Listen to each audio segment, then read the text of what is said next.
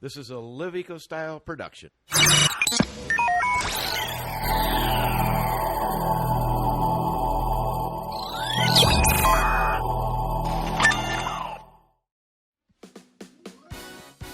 That is the official clapboard for the Eco Minute on Live Eco Styles.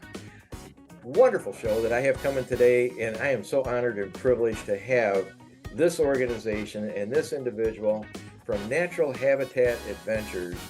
And I'm going to tell you, we couldn't be. It's just. Court Whalen is sitting there waiting and ready to go. I don't know if he's in Florida, Boulder, Africa, Arctic.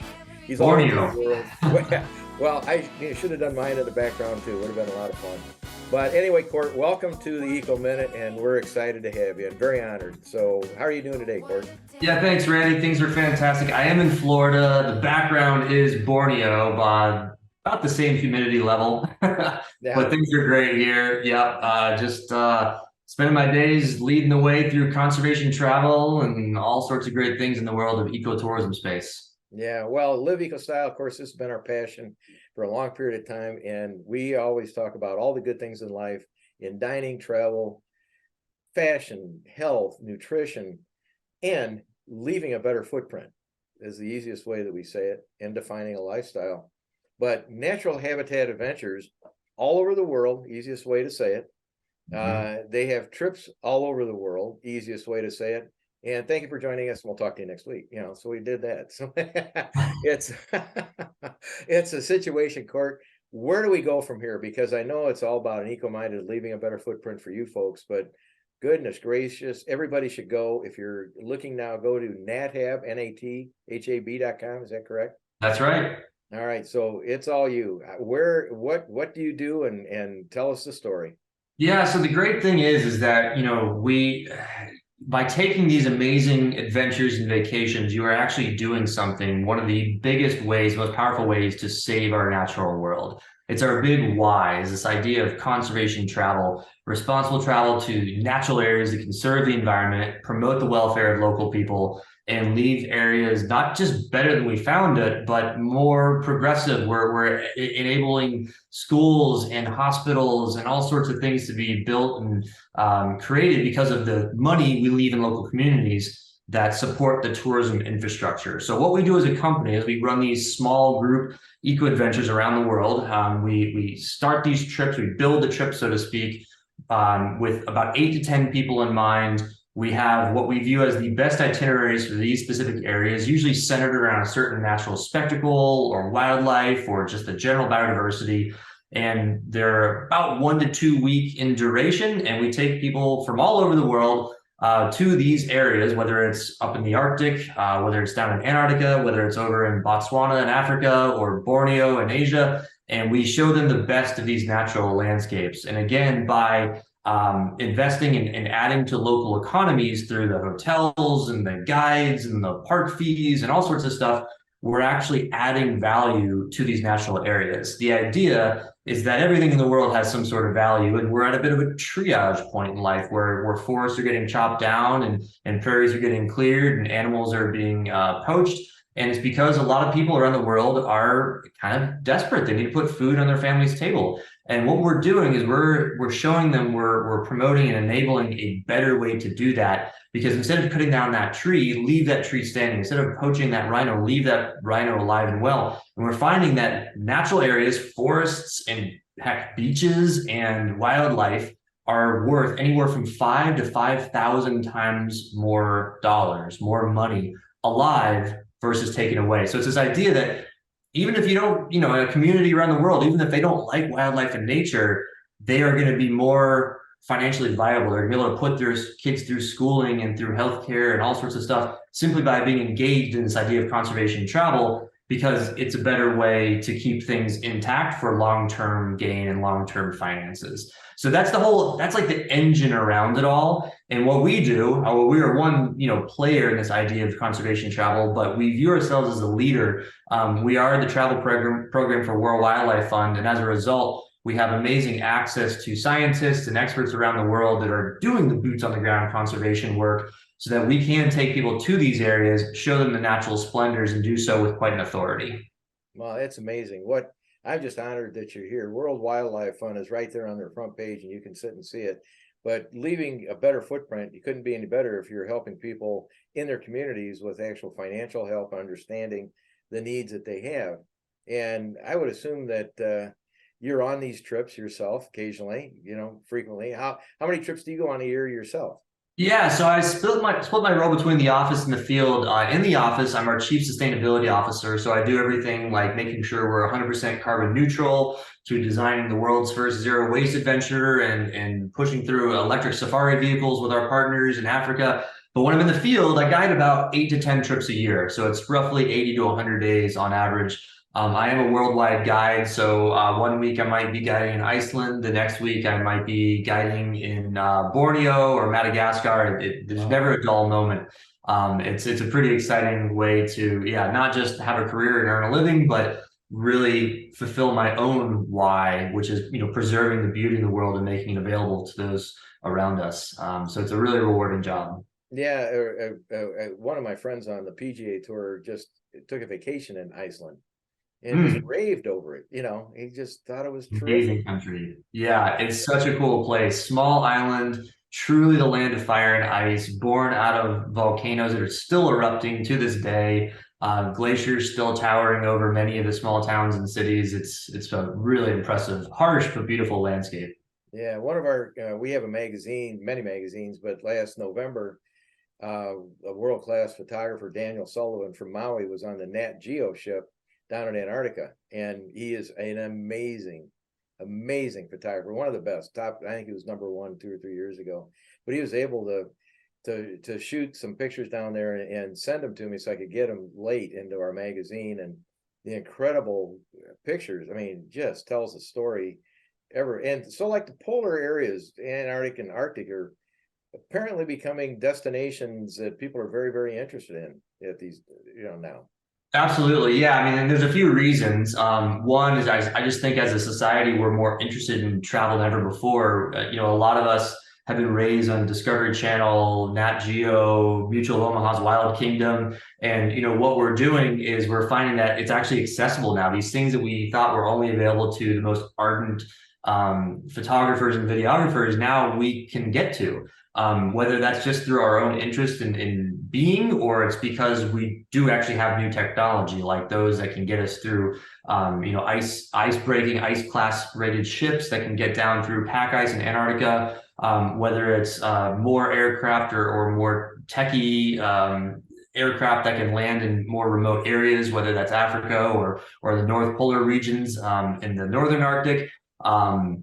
What we're finding is technology is enabling us to get further out there than ever before.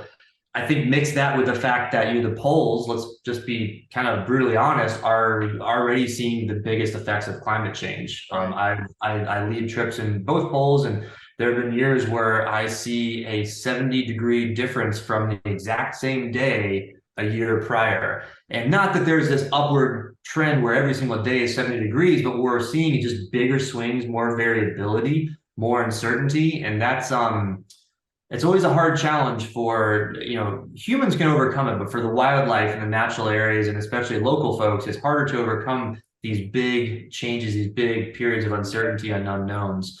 So yeah, certainly polar exploration is in a way at its peak right now, through just sheer interest and also the ability to do so with some of our new gadgets and toys out there. Yeah, well, I'm sure they're big gadgets and big toys, to safely travel there. So when they go on these trips, some of the basic things. What's the food like? I mean, what is the expectation? And you can pick any trip. Yeah, it's a great question. And so, at Natural Habitat, our main definition of luxury is to get you further out there.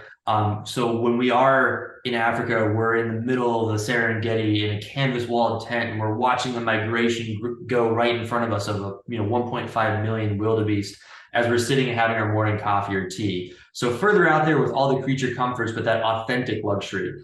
So I will say, it's funny, we will never really tout the food on our trips, because we view the real luxury and the reason to go with us is because you're going to go deeper into the natural landscape, learn about it more, and have better, more authentic, exclusive experiences. that all being said, as a guide, our food is fantastic. We get it. We realize that an army marches on its stomach, and no matter where in the world we are, I've had some of the very best meals of my life in the middle of the Okavango Delta of Botswana. I'd go to a restaurant, or our camp restaurant, the only restaurant for 100 miles in any direction, versus some of the fanciest restaurants in New York City any day. But the thing is, you'll never hear about it because we don't want that to be the main reason people go on these trips. But nevertheless, the food's pretty darn good. I have to say, 2 thumbs up. Yeah, Shelley Duvall, who was the actress in The Shining, you might remember her. Her mother was just a really, really close friend of mine, and her greatest passion world. She is a tremendous individual. Lived in Texas, and a tremendous one of the best. Well, she just knew how to handle a gun, but her favorite place was Africa. I mean, no matter it was. I mean, she was a tough and grizzled, wonderfully soft on the outside, but tough on the inside. And she just loved Africa. She just had a lot of fun doing it, and the food was great. But she traveled all over the world. I got more things clanging off, and I have no idea why. Everybody's calling me today. I'm sorry about that. It's just No, it's okay. I will comment on Africa, though. It's definitely you were saying it's a place that she loved more than anything else, and I gotta say I hear that all the time. People that have been to Africa, it's hard to top it. I mean, obviously we go to about 45 different countries as a company with 90 different itineraries, but those folks that have had the privilege to go on. Yeah. Uh-oh. You froze up. Froze. Hello. Hello. I hope you come back. Hello. Hello. Well, I don't know. This is the beautiful thing about Zoom today, folks. I want to thank Court for joining. Are you back, Court? You froze for a second. Maybe I froze. I don't know. We both froze. You froze. I didn't freeze. I'm sitting here saying he got eaten by a lion. So yeah, right. Watch out. Figure that out. No, she loved it. I mean, when I would spend, and then I spent a lot of time with her. She lived in Houston, and she just had this tremendous passion for Africa. But I live, by the way, if everybody goes to their website, they do have some information on there about the monarch butterfly, which is amazing to me. These little butterflies with, how do they go, 2,000 miles? I mean, yeah, at least. I mean, up to 3,000. Yeah, it's incredible how far they're able to fly. What I find most fascinating is, because I've now led that trip for about 20, going on 21 years, is that, these butterflies that take off around August, get to Mexico in November, fly 3,000 miles, 200 miles a day at times in peak migration, and they arrive and they look like they just came out of being a caterpillar the day before. They were in perfect condition. They're not worn. They're not, their little coloration scales have not worn off. So it's amazing how hardy they are and such efficient at such a long distance migration for something that weighs less than a gram. So the country club I belong to, which is just a 600-yard, I live in sort of like, I have cornfields, and last week we had all the geese where the corn goes down. So the geese now have learned that, tens of thousands will land there for about 4 or 5 days, and they'll eat the corn that's left on the ground. So that's about 300 yards out my door. On the other side, that migration of butterflies, the first time I saw them in amongst the trees and resting, and tens of thousands of them, just clouds of them. Then when I became attuned to when they came through, I was just like, are you kidding me? How did they go that far? It's an incredible story. It certainly is. Yeah.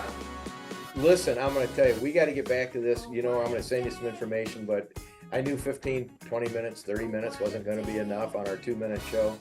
But anyway, I'll tell you what, give us your .com, tell us, a wrap up. And if you have any hidden secrets, now's the time to let the cat out of the bag, because, like all good things in life have to come to an end. I don't want to end this, but we'll be back. We're going to be doing we'll be back for sure. Well, we'd of course love for folks to join us and see what I'm talking about here out in the field, because that's the best way to see and learn and love and appreciate. There's a saying that you cannot save what you do not love, and you cannot love what you do not know. We're in the business of getting people to know things, to love, and to save it. So check out nathab.com, Natural Habitat Adventures. You can email us at info@nathab.com. Continue the conversation. We're always happy to talk about travel and hopefully inspire you before, during, and after one of these expeditions with us. Well, we really appreciate it, Court. Anyway, that has been the Eco Minute, and that is Court, and he has done a great job down in Florida, traveling around the world. And this is Old Uncle Randy for the Eco Minute on Live Eco Style. Check in next week because we're going to be back. Go to our Roku channels on Live Eco Style, Global Eco Traveling. We only have about 27 right now that you can find us on Roku and on Vimeo, on YouTube. It's now being uploaded. Facebook, join our Facebook page. Everything's been cleaned up. We were hacked. We had to start everything over, but that's okay. You know, everybody likes a new floor once in a while, so we got everything all cleaned up. But we were able to resurrect everything that we had, and life is good. So this is Old Uncle Randy for Live Eco Style for Court, in a wonderful place where he's sitting down in Borneo, Florida. It's a new location. Might want to Google that. Anyway, yeah, there you go. Anyway, Court, thank you very much, and we'll talk to you soon. Bye-bye. Thank you.